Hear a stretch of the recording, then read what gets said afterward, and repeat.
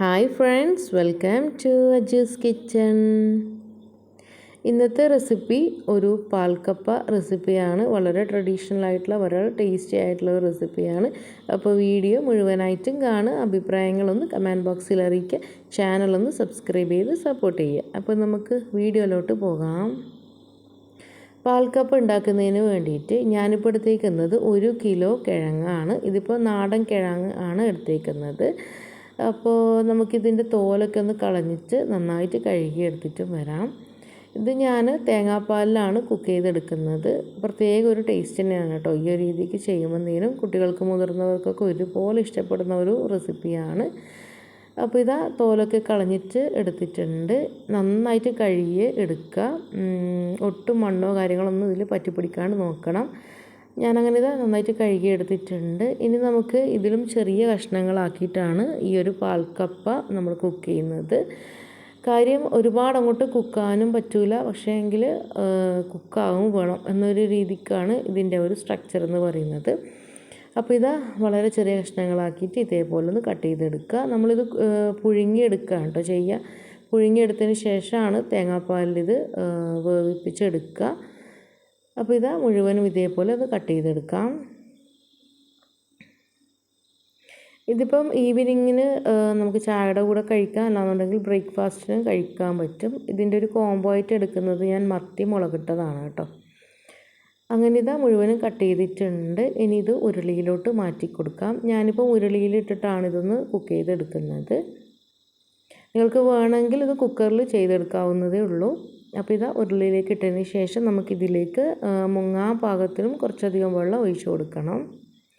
ഈ ഒരു ചെറിയ രീതിയിൽ കട്ട് ചെയ്തത് കൊണ്ട് തന്നെ ഒരുപാട് സമയമൊന്നും എടുക്കില്ല. നമുക്കൊരു അരമണിക്കൂറിൻ്റെ ഉള്ളിലായിട്ട് അത് കുക്കായി കിട്ടും.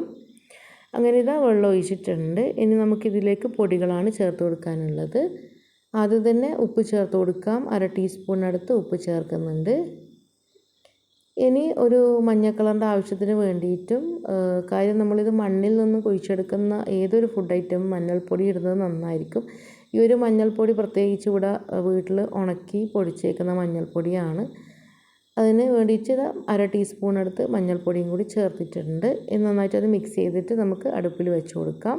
അപ്പോൾ ഗ്യാസ് ഓൺ ചെയ്തിട്ട് ഹൈ ഫ്ലെയിമിൽ വെച്ചിട്ടാണ് ഇത് കുക്ക് ചെയ്തെടുക്കേണ്ടത്.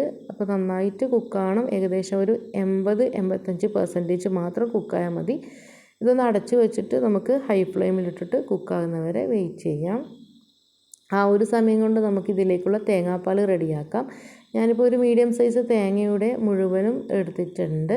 നമുക്കൊരു 1/4 പാലിൻ്റെ ആവശ്യമാണ് ഉള്ളത്. അതിന് വേണ്ടിയിട്ട് മിക്സിയുടെ ജാറിലേക്ക് ചിരകിയെടുത്തേക്കുന്ന തേങ്ങ മുഴുവനായിട്ട് ഇട്ട് കൊടുക്കുക. എന്നിട്ട് മുങ്ങാൻ പാകത്തിന് പച്ചവെള്ളം ഒഴിക്കുക. എന്നിട്ട് നന്നായിട്ടൊന്ന് അടിച്ചെടുത്തിട്ട് തേങ്ങാപ്പാൽ തയ്യാറാക്കാം. അങ്ങനെ തേങ്ങാപ്പാൽ തയ്യാറായിട്ടുണ്ട്. ഇനി അരിപ്പയിലോട്ട് അരിച്ചെടുത്തിട്ട് നമുക്കതങ്ങോട്ട് മാറ്റി വെക്കാം. മുഴുവനും അരിച്ചെടുത്തിട്ടുണ്ട്. ഇനി നമുക്ക് കിഴങ്ങ് റെഡിയായോ എന്ന് ചെക്ക് ചെയ്യാം. ഈ ഒരു സമയം ഏകദേശം ഒരു 10-15 മിനിറ്റ് കഴിഞ്ഞപ്പോഴേക്കും കിഴങ്ങ് നന്നായിട്ട് കുക്കായി വന്നിട്ടുണ്ട്. നേരത്തെ പറഞ്ഞ മാതിരി നമുക്കൊരു 85% മാത്രമേ കുക്കാവുള്ളൂ. ബാക്കി തേങ്ങാപ്പാൽ കിടന്നിട്ട് കുക്കാവണം. അപ്പോൾ ആ ഒരു വെള്ളത്തിൽ നിന്നും ഈ ഒരു കിഴങ്ങ് ഊറ്റിയെടുത്തിട്ട് മാറ്റി വെക്കാം. ഇനി ആ ഒരു വെള്ളം നമുക്ക് ആവശ്യമില്ല, അതങ്ങോട്ട് കളഞ്ഞാൽ മതി. അങ്ങനെ മുഴുവനായിട്ടും ഊറ്റിയെടുത്തതിന് ശേഷം ഒരു പാത്രത്തിലോട്ട് മാറ്റി വെക്കാം. ഇനി ഒരു ഉരുളി എടുത്തിട്ട് നമ്മൾ ഊറ്റിയെടുത്തേക്കുന്ന മരക്കിഴങ്ങ് മുഴുവനായിട്ട് ചേർത്ത് കൊടുക്കാം. ഞാനിപ്പം ഗ്യാസ് ഓൺ ചെയ്തിട്ട് ലോ ഫ്ലെയിമിലാണ് വെച്ചിട്ടുള്ളത്. കിഴങ്ങിട്ടതിന് ശേഷം നമ്മൾ തയ്യാറാക്കി വെച്ചേക്കുന്ന മുഴുവൻ 1/4 പാലും ഇതിലേക്ക് ചേർത്ത് കൊടുക്കാം. ഇനി ജസ്റ്റ് ഒന്ന് തവി വെച്ചിട്ട് ഒന്ന് മിക്സ് ചെയ്ത് കൊടുക്കുക. ഇനി ഇതും ഹൈ ഫ്ലെയിമിൽ ഇട്ടിട്ട് നന്നായിട്ടൊന്ന് കുക്ക് ചെയ്തെടുക്കണം. കാര്യം ഈ ഒരു തേങ്ങാപ്പാൽ കംപ്ലീറ്റ് വറ്റിയിട്ടൊന്ന് കുറുകി വരണം. കിഴങ്ങും ചെറുതായിട്ടൊന്ന് കുക്കാനുണ്ട്. പ്രത്യേകം ശ്രദ്ധിക്കേണ്ടത് ഒരുപാട് അങ്ങോട്ട് ഉടഞ്ഞു പോകാണ്ട് നമുക്ക് കഴിക്കുമ്പോൾ ആ ഒരു കടിക്കാൻ പാകത്തിന് കിട്ടണം എന്ന ഒരു രീതിക്കാണ് കേട്ടോ പാൽക്കപ്പ തയ്യാറാക്കേണ്ടത്. ഇത് പ്രത്യേകം ഒന്ന് ശ്രദ്ധിക്കണം. ഒരുപാട് അങ്ങോട്ട് കുക്കായി പോകാണ്ട് നോക്കുക. ഇനി എരിവിന് ആവശ്യമുള്ള കാന്താരിയാണ് കേട്ടോ ഇട്ട് കൊടുക്കുന്നത്. ഒരു 10-12ഓളം കാന്താരി ഇട്ട് കൊടുക്കുന്നുണ്ട്. ഇനി നമുക്ക് ഹൈ ഫ്ലെയിമിൽ ഇട്ടിട്ട് നന്നായിട്ട് കുറുകി വരുന്നവരെ വെയിറ്റ് ചെയ്യണം. പിന്നെ ഇതിൽ ഇടയ്ക്കിടയ്ക്ക് നമ്മളൊന്ന് ഇളക്കി കൊടുക്കണം. കാര്യം ഇത് അടിക്ക് പിടിക്കാൻ ചെറിയ സാധ്യത ഉണ്ട്. അതിന് വേണ്ടിയിട്ട് തിളക്കുന്നതിനനുസരിച്ച് ഇതേപോലെ ഒന്ന് മിക്സ് ചെയ്ത് കൊടുക്കാം. ഈ ഒരു സമയത്ത് നിങ്ങൾ ഉപ്പും കാര്യങ്ങളൊക്കെ ഒന്ന് ചെക്ക് ചെയ്യണം. ഞാൻ നോക്കിയപ്പോൾ അതൊക്കെ കറക്റ്റായിരുന്നു. അപ്പോൾ നന്നായിട്ട് ഇതേപോലെ മിക്സ് ചെയ്തിട്ട് കുറുകിയെടുക്കുക. അങ്ങനെ ഇതാ റെഡി ആയിട്ടുണ്ട്. പാൽക്കപ്പ വളരെ സ്വാദിഷ്ടമായൊരു റെസിപ്പിയാണ്. കടയിൽ കാണാൻ തന്നെ അടിപൊളിയാണ്. അപ്പോൾ ഇനി നമുക്ക് ഗ്യാസ് ഓഫ് ചെയ്ത് വെക്കാം. ഇനി ഇതിലേക്കുള്ള താളിപ്പ് തയ്യാറാക്കാം. അതിന് വേണ്ടിയിട്ട് ഇതാ ഒരു പാൻ അടുപ്പത്ത് വെച്ചിട്ടുണ്ട്. അതിലേക്ക് 1.5 ടേബിൾ സ്പൂൺ വെളിച്ചെണ്ണയാണ് ചേർത്ത് കൊടുക്കുന്നത്. വെളിച്ചെണ്ണയിലാണ് കേട്ടോ താളിക്കേണ്ടത്, എന്നാൽ മാത്രമേ നല്ല ടേസ്റ്റ് ഉണ്ടാവുള്ളൂ. വെളിച്ചെണ്ണ ചൂടായി കഴിഞ്ഞാൽ ഇതിലേക്കൊരു 10 ചെറിയ ഉള്ളി, അതായത് കുഞ്ഞുള്ളിയും അതേപോലെ തന്നെ ഒരു 5 പീസ് വെളുത്തുള്ളിയും കൂടി ഇട്ട് കൊടുക്കുക. എന്നിട്ടൊരു തവി വെച്ചിട്ട് നന്നായിട്ടൊന്ന് മൂപ്പിച്ചെടുക്കാം.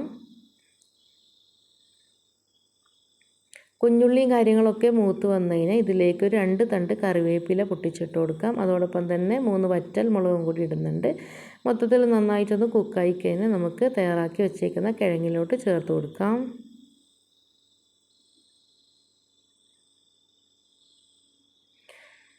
അങ്ങനെ ഇതാ അത് റെഡി ആയിട്ടുണ്ട്. ഇനി കിഴങ്ങിലോട്ട് നമുക്ക് ചേർത്ത് കൊടുക്കാം. അപ്പോൾ ഈസിയാണ്, ഇത്രയേ ഉള്ളൂ കാര്യങ്ങൾ. പെട്ടെന്ന് തന്നെ ഉണ്ടാക്കാൻ പറ്റുന്ന ഒരു അടിപൊളി റെസിപ്പിയാണ് കേട്ടോ.